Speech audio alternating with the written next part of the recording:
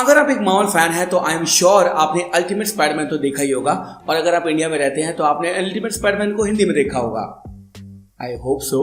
वहां पर एक कैरेक्टर था जिसका नाम था उल्टी बाल्टी, आई मीन नोवा, और नोवा की ऑफिशियली सीरीज का अनाउंसमेंट हो चुका है मार्वल सिनेमैटिक यूनिवर्स के अंदर, यानी एमसीयू में। अब आपको उल्टी बाल्टी देखने को मिलेगा। आज की इस वीडियो में मैं आपको बताने वाला हूँ नोवा की सीरीज के बारे में या फिर मूवी के बारे में। जो कुछ भी होने वाला है सब कुछ मैं बताने वाला हूँ इस वीडियो के अंदर। And yes, I am back in the studio, so now let's talk about नोवा।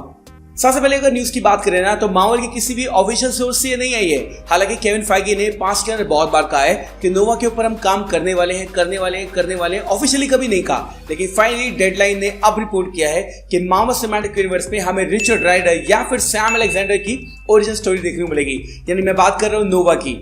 अब जैसे मोहित बोलता है, हम पहले कॉमिक्स का ज्ञान, तो कॉमिक्स के अंदर दो नोवा होते हैं। एक का नाम होता है रिचर्ड राइडर और एक का नाम होता है सैम अलेक्जेंडर।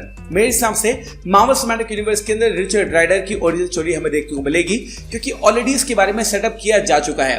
वो मैं बताऊंगा अभी आपको। लेकिन पर्सनली अगर मेरी बात माने ना, तो मेरे हिसाब से सैम अलेक्जेंडर एक अच्छा नोवा प्ले कर सकता है। लेकिन हम पहले बात करेंगे रिचर्ड राइडर की।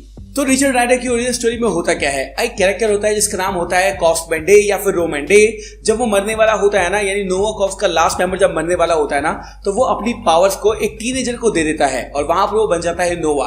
ये है बेसिकली रिचर्ड राइडर की स्टोरी, और ये कहानी शायद एमसीयू के अंदर फॉलो की जा सकती है। शॉर्ट में आपको बताया है मैंने। अगर बात करें सैम अलेक्जेंडर की, जो सैम अलेक्जेंडर के जो फादर होते हैं ना, वो होते हैं नोवा कॉर्प्स के अंदर, और एक दिन वो गायब हो जाते हैं। उनको ढूंढने की जब वो कोशिश करता है, एक एक्सीडेंट हो जाता है हमारे सैम अलेक्जेंडर का। उसके बाद हमारी गमोरा और रॉकेट आते हैं और उसको बताते हैं कि तुम्हारे फादर जो है वो मिसिंग हो गए हैं, तुम्हें ये हेलमेट पहनना पड़ेगा, यानी बाल्टी पहननी पड़ेगी। और उसके बाद वो बन जाता है नोवा कॉर्प्स का मेंबर और बन जाता है मेन नोवा। तो ये दो कैरेक्टर हैं जिनकी कहानी को मार्वल सिनेमैटिक यूनिवर्स के अंदर सेटअप किया जा सकता है। लेकिन जैसे कि मैंने आपको बताया, मेरे हिसाब से रिचर्ड राइडर की स्टोरी को यहाँ पे सेटअप किया जाएगा। और मैं ऐसा क्यों बोल रहा हूँ, क्योंकि इसका सेटअप मैं ऑलरेडी देख रखा है। अगर बात करें गार्डियंस ऑफ द गैलेक्सी 1 में, तो एक कैरेक्टर था जिनको प्ले किया था जॉन सी राइली ने, by the way amazing actor. उन्होंने प्ले किया था रोमन डे का कैरेक्टर। अब रोमन डे का जो कैरेक्टर है ना, वो रिचर्ड राइडर की ओरिजिनल स्टोरी से बिल्कुल कनेक्टेड है। होता क्या है कि रोमन डे जो होता है वो नोवा कॉर्प्स का लास्ट मेंबर होता है, यानी पूरी प्लैनेट तबाह होने के बाद में वो ही आखिरी बचता है। उसके बाद वो देखता है कि अपनी पावर्स को किसको ट्रांसफर करूं। हाई स्कूल में एक बच्चा होता है जिसका नाम होता है रिचर्ड राइडर, वो अपनी पावर्स को उसको दे देता है। और अगर आपको याद नहीं है तो आपको याद दिला देता हूं, पावर स्टोन जब थानोस ने लिया था हमारे नोवा कॉर्प्स से या फिर ज़ेंडार से, वहां पर उसने सब कुछ तबाह कर दिया था। थॉर ने इन्फिनिटी वॉर के अंदर गमोरा को और स्टार लॉर्ड को यह बताया भी था कि किस तरह से पावर स्टोन को जब लेने गया था हमारा थानोस, उसने ज़ेंडार को तबाह कर दिया।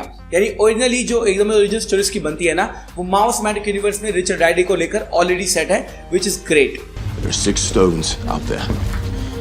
Thanos already has the Power Stone because he stole it last week when he decimated Xandar. तो ऐसा हो सकता है फ्यूचर के अंदर जब भी हमें ये प्रोजेक्ट देखने को मिले, जहां पर वो बात करेंगे मूवी के बारे में या वो बात करेंगे डिज्नी प्लस के शो के बारे में, वहां पर हमें दिखाया जाए कि एक्चुअली में ज़ेंडार के अंदर हुआ क्या था इन्फिनिटी वॉर के टाइम पे।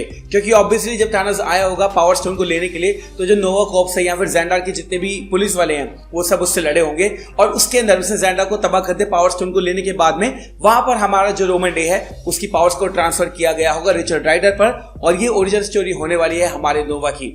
तो मेरे हिसाब से मार्वल सिनेमैटिक यूनिवर्स में ना सारी की सारी चीजें जो हैं वो ऑलरेडी सेटअप है, and I am so much excited to watch that character. मुझे लगता है कि हाँ, रिचर्ड राइडर जो है ना, वो आने वाली मूवीज के अंदर या फिर आने वाले टीवी शोज के अंदर ना एक बहुत ही अच्छा नोवा हो सकता है। अब बात करते हैं नोवा की सीरीज के बारे में या फिर नोवा की डिज्नी प्लस शो के बारे में या मूवी के बारे में। अब थोड़े साल पहले जब इन्फिनिटी वॉर आई थी, तब हमें पता चला था कि रूसो ब्रदर्स ने जो ज़ेंडार वाला सीन था ना, जहां पर थानोस आता है पावर स्टोन को लेने के लिए, वो पूरा तबाह कर दिया था। उन्होंने ये भी कंफर्म किया था कि एक्चुअली में इस सीन के अंदर नोवा होने वाला है, लेकिन केविन फाइगी ने उनको बोला कि ये सीन कट कर दो, क्योंकि फ्यूचर के अंदर हम नोवा के ऊपर काम करने वाले हैं। और अब फाइनली जब ये सीरीज के बारे में अनाउंसमेंट हो चुकी है, तब हमें पता चलेगा कि हाँ भाई, एक्चुअली में 2018 के टाइम पे जब थानोस आया था तब हुआ क्या था, and this is going to be a perfect story for Nova. अभी ये कंफर्म नहीं है कि नोवा का जो शो आने वाला है या मूवी आने वाली है एक्चुअली में होगा क्या। कुछ लोग कह रहे हैं कि ये डिज्नी प्लस पे एक लिमिटेड सीरीज होगी, जहां पर हमें 5 से 6 एपिसोड दिखाए जाएंगे और पूरी कहानी बताई जाएगी। कुछ लोग कह रहे हैं कि ये एक मूवी होने वाली है। पर्सनली अगर मैं आपको बताऊं तो नोवा का जो कैरेक्टर है ना, ये एक टीनेज कैरेक्टर है और बेसिकली ये जो कैरेक्टर है ना, ये पीटर पार्कर की तरह है। यानी जैसे बहुत सारी रिस्पॉन्सिबिलिटीज को एक ही दिन में मिल जाती है पीटर पार्कर को, सेम इसी तरह से रिचर्ड राइडर को भी बहुत सारी रिस्पॉन्सिबिलिटी मिल जाती है एक ही दिन के अंदर। तो मेरे हिसाब से, मैं पर्सनली अगर आपको बताऊं तो मेरे हिसाब से डिज्नी प्लस का शो एक परफेक्ट स्टार्ट रहेगा नोवा के कैरेक्टर के लिए। लेकिन कुछ लोग बोल रहे हैं कि ये एक मूवी होने वाली है, जो मूवी भी मैं देख सकता हूं। ऑब्वियसली जो मूवी का बजट होता है वो डिफरेंट होता है, एक बड़ा बजट होता है और कहीं ना कहीं मूवी बहुत अच्छी रहेगी।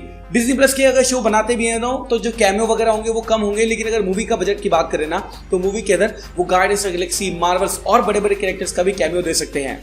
अब अगर जोड़ के चले गार्डियंस ऑफ द गैलेक्सी 1 को और इन्फिनिटी वॉर को, तो वहां पर जो नोवा का कैरेक्टर था ना, उसके बारे में जितना भी डिस्कशन हुआ है वो गार्डियंस ऑफ द गैलेक्सी के साथ हुआ है। तो ऐसा भी हो सकता है कि guardians of the Galaxy volume 3 के अंदर हमें नोवा का इंट्रोडक्शन देखने को मिले या फिर हमें नोवा के बारे में एक और हिंट मिले। क्योंकि अगर उनको कनेक्ट करना है ना मूवी के साथ में, तो मेरे हिसाब से गार्डियंस ऑफ द गैलेक्सी का जो कैरेक्टर है ना, यानी गार्डियंस ऑफ द गैलेक्सी के जो मेंबर्स है ना, उसके साथ में स्टोरी को आराम से कनेक्ट किया जा सकता है। And I will be so much amazed अगर एक्चुअली में ऐसा होता है तो। वरना वो ये भी कर सकते हैं कि इसकी स्टोरी को वो टोटली डिफरेंट रखें। आपको पता है 2014 के अंदर जब गार्डियंस ऑफ द गैलेक्सी आई थी ना, तब गार्डियंस ऑफ द गैलेक्सी के बारे में किसी को पता भी नहीं था, बट जेम्स गन ने, मार्वल ने, केविन फाइगी ने और पूरी टीम ने उनको इस तरह से प्रेजेंट किया कि आज की डेट में फैन फेवरेट वो बन चुके हैं और सबको पता है कि गार्डियंस ऑफ द गैलेक्सी कौन है। तो हाँ, अगर वो ये वाली अप्रोच लेते हैं जहां पर वो बिल्कुल आइसोलेटेड चले, मार्वल सिनेमैटिक यूनिवर्स के 2-3 हिंट दिखाएं, लेकिन जो ओरिजिनल स्टोरी हो बिल्कुल पुरानी हो और बिल्कुल ओरिजिनल हो, तो ये भी अच्छा होगा। लेकिन अगर वो किसी मूवी से इसको जोड़ना चाहते हैं तो मेरे हिसाब से 2 ही मूवी हैं जहां पर इसको जोड़ के दिखाया जा सकता है। पहला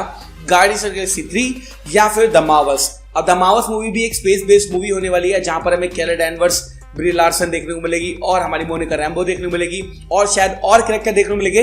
यहां पर भी हमें नोवा का इंट्रोडक्शन देखने को मिल सकता है या फिर नोवा का फुल फ्लेज रोल देखने को मिल सकता है या फिर एक कैमियो देखने को मिल सकता है, जिसके बारे में मैं बहुत ज्यादा एक्साइटेड हूं। जब मैं अल्टीमेट स्पाइडरमैन देखता था ना, तब ये कैरेक्टर मैंने उसके अंदर देखा था and I love this character, क्योंकि हिंदी में बहुत मस्त लगता था। टीनेजर की जो जोड़ी लगती थी, दैट वाज अमेजिंग। देखना ये होगा अब कि किस तरह से किस एक्टर को कास्ट किया जाता है इस रोल के अंदर। अगेन मैं बोलूंगा, सैम अलेक्जेंडर हो चाहे रिचर्ड राइडर हो, दोनों की स्टोरी बहुत ही ज्यादा परफेक्ट है। मेरा पर्सनली ये मानना है कि सैम अलेक्जेंडर की जो स्टोरी है ना, ओरिजिनल स्टोरी, वो थोड़ी ज्यादा अच्छी है, क्योंकि उसके अंदर अल्टीमेट नलिफायर और बहुत सारे कैरेक्टर और आते हैं, बहुत सारी चीजें और आती हैं। लेकिन मेरे हिसाब से अगर रिचर्ड राइडर की स्टोरी को भी ये लेते हैं ना, so that is also going to be good. तो हाँ, मुझे कमेंट सेक्शन में जरूर बताना कि आपके हिसाब से नोवा प्रोजेक्ट के अंदर क्या होने वाला है। क्या आप उल्टी खोपड़ी, उल्टी बाल्टी को देखने के तैयार है? और क्या आपको लगता है कि हाँ, रिचर्ड राइडर की स्टोरी जो होने वाली है वो एक टीवी सीरीज के ऊपर दिखाई जाए तो अमेजिंग होगी या फिर एक मूवी की तरह दिखाई जाए तो अमेजिंग होगी? मुझे कमेंट सेक्शन में जरूर बताना। दूसरी बात ये है कि yes, I am back in the work. आपको पता है कि लास्ट 1 मंथ से मैं बिजी चल रहा था बिकॉज ऑफ वेडिंग।